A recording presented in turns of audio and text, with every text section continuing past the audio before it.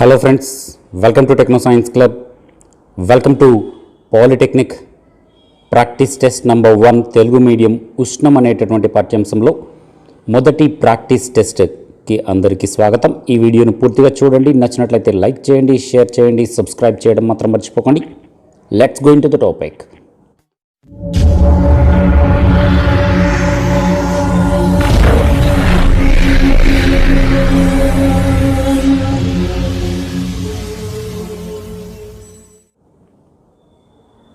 Welcome back friends, welcome back to Techno Science Club and welcome back to AP Telangana Polytechnic, APRJC, TSRJC, IIIT అన్ని రకాల competitive ఎగ్జామినేషన్స్కి 10th class తర్వాత రాయబోయేటటువంటి అన్ని రకాల competitive ఎగ్జామినేషన్స్కి ఉపయోగపడేటటువంటి practice test సిరీస్ని start చేయడం జరుగుతుంది. Telugu medium already English medium practice టెస్ట్లు కూడా series నడుస్తుంది. This is the Telugu medium practice test number 1. This is the Telugu medium practice test number 1. ఉష్ణం అనేటటువంటి పాఠ్యాంశంలో కొన్ని ఆసక్తికరమైనటువంటి ఇంపార్టెంట్ బిట్స్ని ఈరోజు మనం క్లాస్లో చూద్దాం. Let's go. ఫస్ట్ బిట్, ఈ క్రింది వానిలో ఏది ఉష్ణీయ ప్రక్రియ? బాష్పీభవనము, సాంద్రీకరణము, మరగడం, పైవన్నీ. ఈ క్రింది వానిలో ఏది ఉష్ణీయ ప్రక్రియ? ఉష్ణీయ ప్రక్రియ అంటే వేడిగా, ఆ ప్రక్రియ జరుగుతున్నప్పుడు మనకి వేడిగా అనిపించాలి. ఎప్పుడు వేడిగా అనిపిస్తుంది? మన శరీరంలోనికి ఉష్ణం ప్రసరిస్తే మనకు వేడిగా అనిపిస్తుంది. అలా అంటే ఉష్ణాన్ని గ్రహించినట్లయితే ఆ ప్రాసెస్ ఉష్ణీయ ప్రక్రియ అవుతుంది. ఇక్కడ బాష్పీభవనము ఉష్ణాన్ని అధిగ్రహించి ఆవిరవుతుంది, ఇది శీతలీకరణ ప్రక్రియ. సమాధానం వచ్చేటప్పటికే సాంద్రీకరణము. B is the correct answer. సరైన సమాధానము సాంద్రీకరణం అవుతుంది. సాంద్రీకరణములో నీటి ఆవిరి, గాలిలో ఉన్నటువంటి నీటి ఆవిరి బాష్ప రూపంలో ఉన్నటువంటి లిక్విడ్ పార్టికల్స్, ద్రవరూప బాష్పాలు ద్రవంగా మారుతాయి. తమ యొక్క ఉష్ణాన్ని కోల్పోయి ద్రవంగా మారేటటువంటి ప్రక్రియనే మనం సాంద్రీకరణం అంటాం. రెండవ ప్రశ్న, ద్రవీభవనము అనగా ఘనస్థితిలోని పదార్థం డాష్లోకి మారడం. ఘనీభవనం అనగా ఘనస్థితిలోని పదార్థం ఏ స్థితిలోకి మారడాన్ని ద్రవీభవనము అంటారు. ద్రవీభవనము అంటే ఘనస్థితిలో ఉన్న పదార్థం ఏ పదార్థంగా ఏ స్థితిలోకి మారడాన్ని ద్రవీభవనం అనగా ఘనస్థితిలో ఉన్న పదార్థము. Yes, very good. ఘనస్థితిలో ఉన్న పదార్థము ద్రవస్థితిలోకి మారడాన్ని ద్రవీభవనము అంటారు. ఏ సరి అయిన సమాధానం. ద్రవస్థితిలోకి మారడాన్ని ద్రవీభవనము అంటారు. మూడవ ప్రశ్న,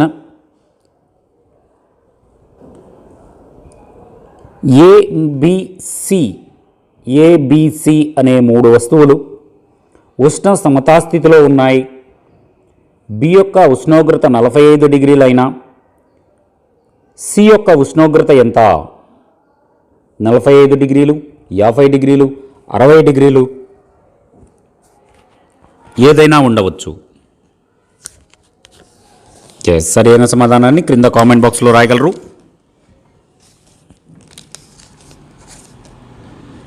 thank you very much for the participation all of you. ఇక్కడ ఏబిసి అనే 3 వస్తువులు కూడా ఉష్ణ సమతాస్థితిలో ఉన్నాయి. ఉష్ణ సమతాస్థితిలో ఉన్నప్పుడు ఆ వస్తువుల యొక్క మధ్య ఉష్ణ బదిలీ అనేది జరగదు. ఉష్ణం అనేది సమానంగా ఉంటుంది అనే విషయం ఇక్కడ మనం గమనించాలి. దానిని బట్టి బి యొక్క ఉష్ణోగ్రత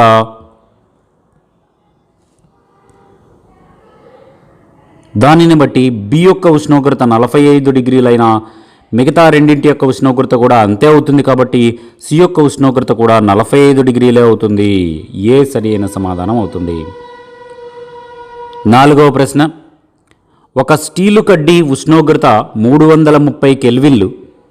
దాని ఉష్ణోగ్రత డిగ్రీ సెంటీగ్రేడ్ పరంగా, ఒక స్టీల్ కడ్డీ యొక్క ఉష్ణోగ్రత 330 కెల్విన్లు అయినా దాని యొక్క ఉష్ణోగ్రతను డిగ్రీ సెంటీగ్రేడ్లలో కొలిస్తే ఎంత అవుతుంది?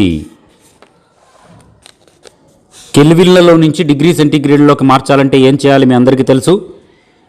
కెల్విన్లలో నుంచి డిగ్రీ సెంటీగ్రేడ్లోకి మార్చాలంటే, వెరీ గుడ్, 273 కూడా యాడ్ చేయవలసి వస్తుంది. డిగ్రీ సెంటీగ్రేడ్ టు కెల్విన్ అయితే, కెల్విన్ టు డిగ్రీ సెంటీగ్రేడ్ అయితే తీసివేయవలసి వస్తుంది.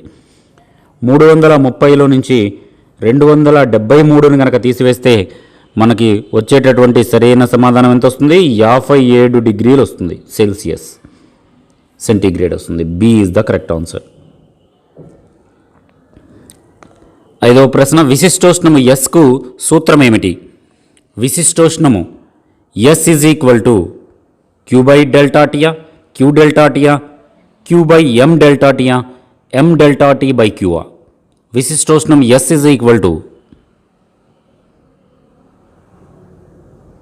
వెరీ గుడ్, సరైన సమాధానం వచ్చేటప్పటికే విశిష్టోష్ణం S is equal to Q by M delta tea.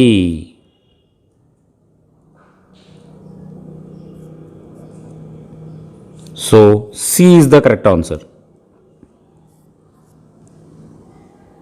6వ ప్రశ్న, సాధారణ వాతావరణ పీడనం వద్ద నీటి మరుగు స్థానము ఎంత? 0 degree centigrade, 100 degree centigrade, 110 degree centigrade, -5 degree centigrade.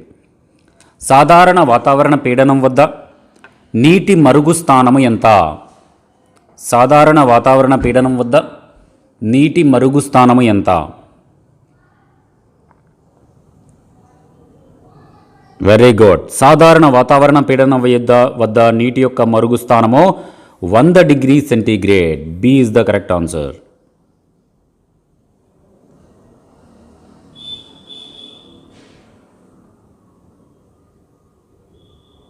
ద్రవీభవనం చెందేటప్పుడు, తరువాతి ప్రశ్న, ద్రవీభవనం చెందేటప్పుడు మంచు ఉష్ణోగ్రత ఏమవుతుంది? స్థిరంగా ఉంటుందా, పెరుగుతుందా, తగ్గుతుందా, చెప్పలేమా? ద్రవీభవనం చెందేటప్పుడు మంచు యొక్క ఉష్ణోగ్రత ఎలా ఉంటుంది? ద్రవీభవనం చెందేటప్పుడు మంచు యొక్క ఉష్ణోగ్రత ఎలా ఉంటుంది? వెరీ గుడ్, ద్రవీభవనం చెందేటప్పుడు అంటే మంచు పూర్తిగా నీరుగా మారి కరిగేటప్పుడు దాని యొక్క ఉష్ణోగ్రతలో ఎలాంటి మార్పు ఉండదు, కాబట్టి ఉష్ణోగ్రత స్థిరంగా ఉంటుంది. ఏ అనేది సరైన సమాధానం అవుతుంది. తదుపరి ప్రశ్న, ద్రవస్థితిలోని పదార్థం ఘనస్థితిలోకి మారడాన్ని ఏమంటారు? ద్రవస్థితిలోని పదార్థం ఘనస్థితిలోకి మారడాన్ని ఏమంటారు? ద్రవస్థితిలోని పదార్థం ఘనస్థితిలోకి మారడాన్ని ఏమంటారు?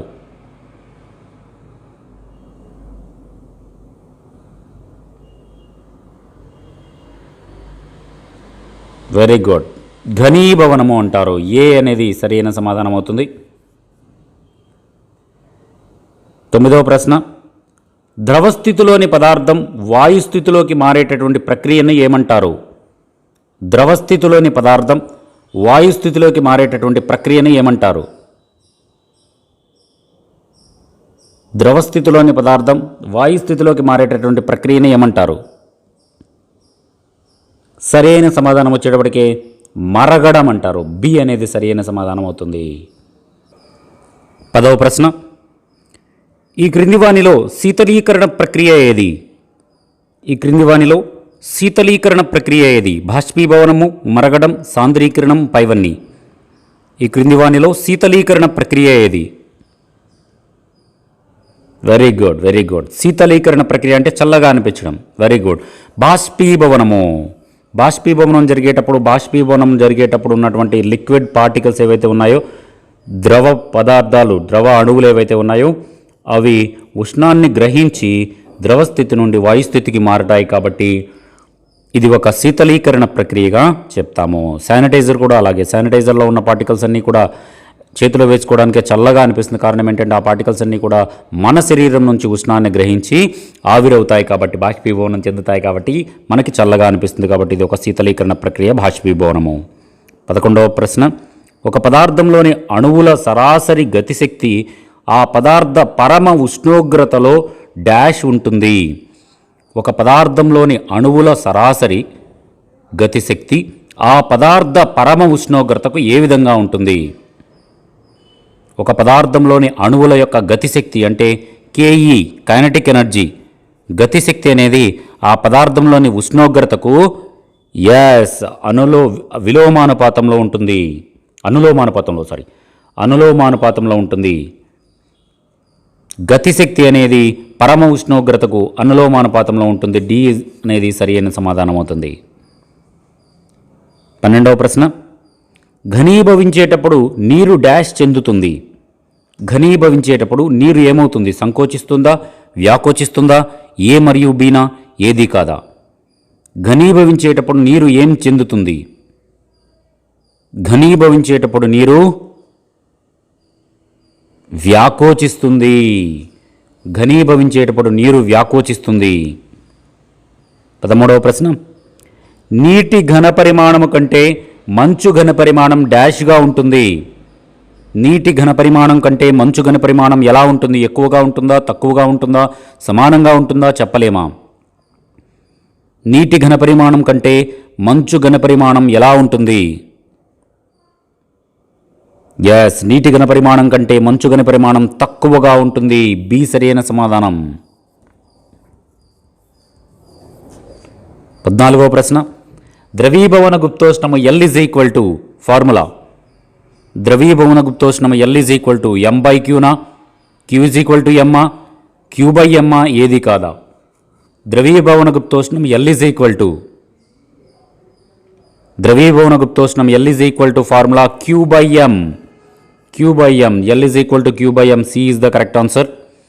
అండ్ 15th క్వశ్చన్, మంచు ద్రవీభవన గుప్తోష్ణము విలువ ఎంత? మంచు ద్రవీభవన గుప్తోష్ణము విలువ ఎంత? 80 calorie per gram, 70 calorie per gram, 81 calorie per gram, 71 calorie per gram. మంచు ద్రవీభవన గుప్తోష్ణము విలువ ఎంత? సరి అయిన సమాధానం వచ్చేటప్పటికి మంచు ద్రవీభవన గుప్తోష్ణము విలువ 80 calorie per gram. A is the correct answer. 16వ ప్రశ్న, నీరు మరుగు స్థానము సెల్సియస్లో, నీరు మరిగేటటువంటి ఉష్ణోగ్రత సెల్సియస్లో, డిగ్రీ సెల్సియస్లో నీరు మరిగేటటువంటి ఉష్ణోగ్రత ఎంత? డిగ్రీ సెల్సియస్లో నీరు మరిగేటటువంటి ఉష్ణోగ్రత ఎంత?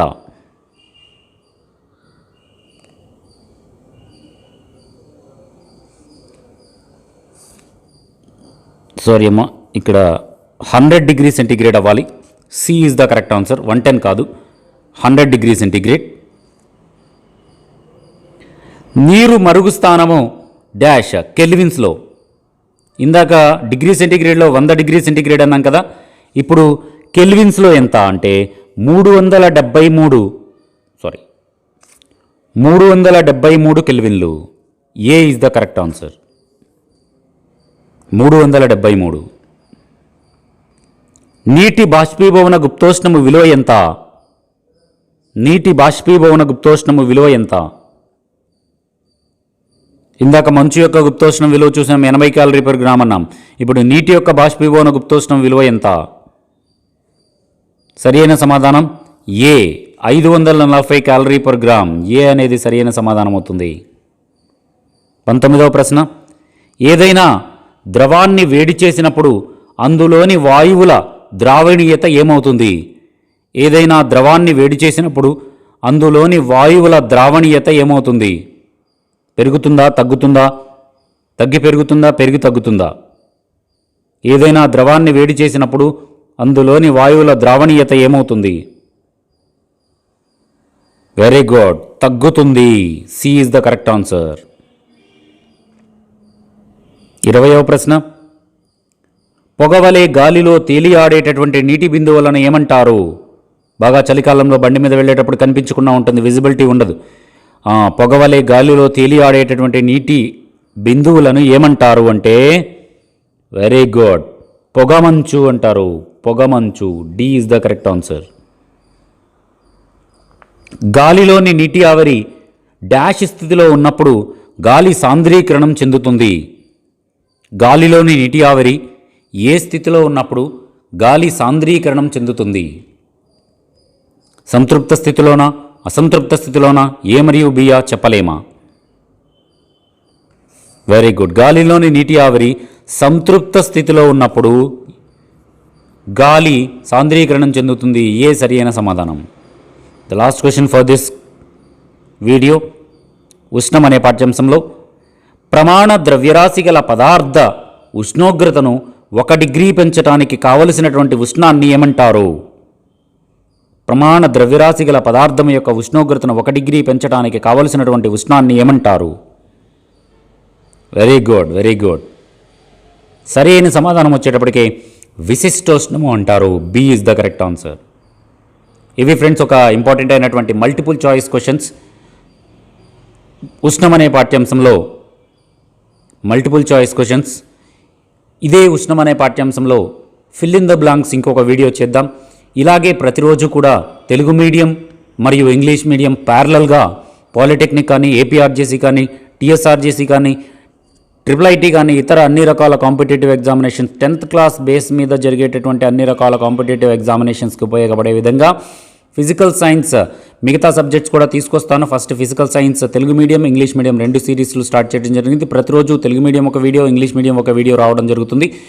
ఈవినింగ్ పూట మీకు ఈ వీడియోస్ లైవ్ రూపంలో రావడం జరుగుతుంది. కాబట్టి 6 నుంచి 8 మధ్యలో ఈ Telugu medium, English medium 2 videos 2 lives రూపంలో వస్తాయి. కాబట్టి మీ అందరూ కూడా దయచేసి ఈ వీడియోను పూర్తిగా చూడండి. వచ్చే సిరీస్లో ఉన్న వీడియోస్ను కూడా పూర్తిగా చూడండి. నచ్చినట్లయితే లైక్ చేయండి, మీ ఫ్రెండ్స్ అందరికీ షేర్ చేయండి, సబ్స్క్రైబ్ చేయడం మాత్రం మర్చిపోకండి. సబ్స్క్రైబ్ బటన్ పక్కనే ఒక బెల్ సింబల్ ఉంటుంది. ఆ బెల్ సింబల్ని ప్రెస్ చేసి ఆల్ అనేటటువంటి ఆప్షన్ ఎంచుకోవడం ద్వారా మన ఛానల్లో ఏ న్యూ వీడియో అప్లోడ్ చేసినా కూడా వెంటనే మీ మొబైల్కి నోటిఫికేషన్ రూపంలో మన ఛానల్లో వీడియో పెట్టారు అనేటటువంటి విషయం అందుతుంది. కాబట్టి please like, share and subscribe. Thank you for watching. Next వీడియోలో కలుసుకున్నాం. అప్పటి వరకు ధన్యవాదాలు. మీ విలువైనటువంటి సలహాలను, సందేహాలను క్రింద కామెంట్ బాక్స్లో రాయండి. తప్పకుండా సమాధానం ఇస్తాను. కాబట్టి please like, share and subscribe and comment. Thank you for watching. జై హింద్, వందే మాతరం.